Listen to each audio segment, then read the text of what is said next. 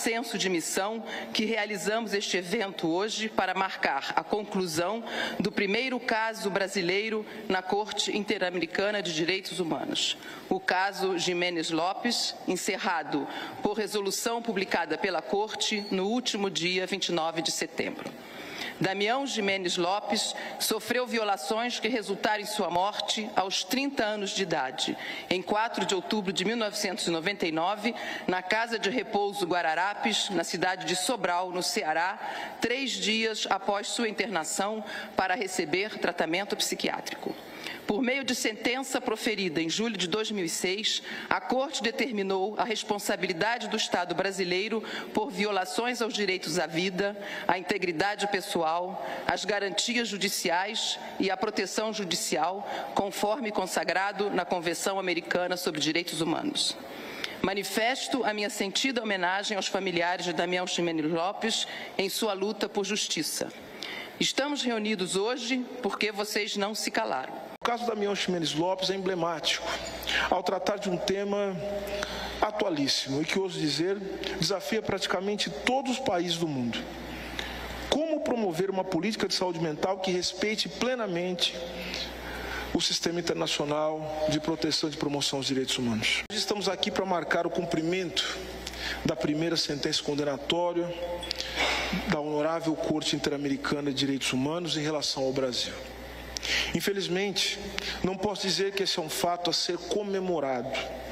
uma vez que o Estado brasileiro levou quase 17 anos para concluir a implementação da sentença. No entanto,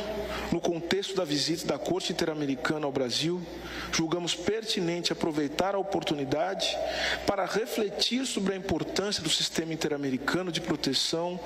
dos direitos humanos como indutor de mudanças estruturais nos países de nossa região. Aqueles que me conhecem, que me acompanham, sabem que advogo a tese de que a presença do Brasil nos litígios internacionais, nas cortes internacionais, ao contrário do que dizem alguns,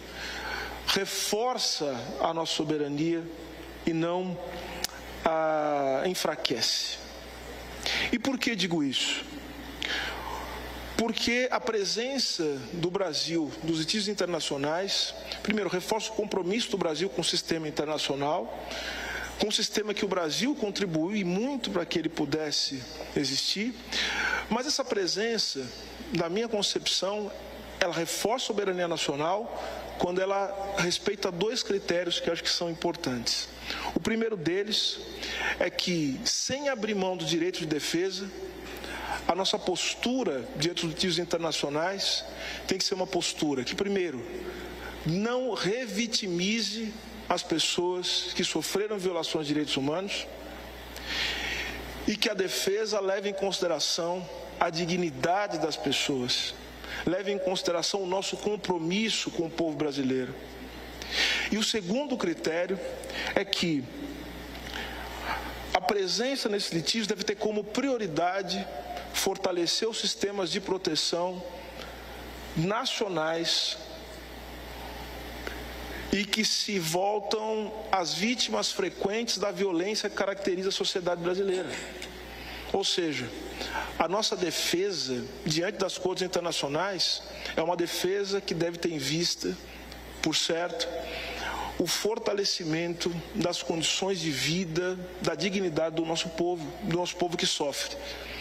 cujos casos são esses casos dessas pessoas que chegam até a corte. Então, o nosso dever para com o povo brasileiro se nos exige uma postura colaborativa, uma postura sempre crítica no cenário internacional. Então, para mim, esse é um momento muito importante e que marca, embaixadora, que marca, ministro, uma importante, uma retomada do Brasil na comunidade internacional com uma postura altiva e ativa, né? Como diz o ministro Celso Amorim. E altivez significa respeitar a soberania nacional, entender que a soberania nacional é lutar pelos interesses do povo brasileiro, das pessoas que mais sofrem. E esse é o nosso sentido, essa é a nossa ideia. Para além das importantes medidas de compensação e de satisfação determinadas E como felizmente tem sido a praxe do tribunal, a sentença do caso Ximenes Lopes preocupou-se também em determinar medidas de não repetição ao Brasil, entre elas o desenvolvimento de um programa de formação e capacitação sobre saúde mental para agentes que atuam nesse campo. Então nós trabalhamos, e a sentença da Corte vai nesse sentido, com a ideia de que os direitos humanos se desdobram nas 4 dimensões: a dimensão do cultivo da memória,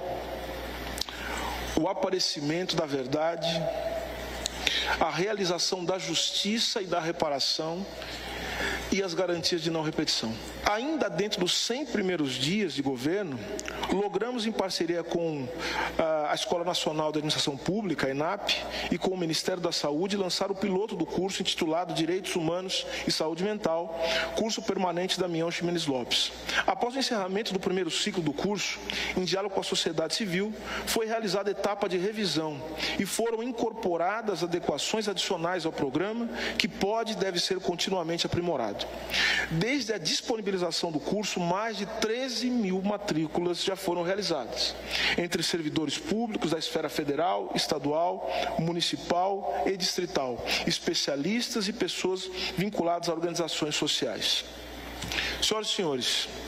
sabemos todos aqui que estamos longe de ter uma política de saúde mental, assim como uma política de drogas, à altura da Convenção Americana de Direitos Humanos e da Convenção Internacional sobre os Direitos das Pessoas com Deficiência da ONU, entre outros instrumentos internacionais dos quais somos parte. A Lei 10.216 de 2001, conhecida como a Lei da Reforma Psiquiátrica Brasileira, é um marco da luta antimanicomial do Brasil e também ainda precisa ser plenamente implementada e respeitada.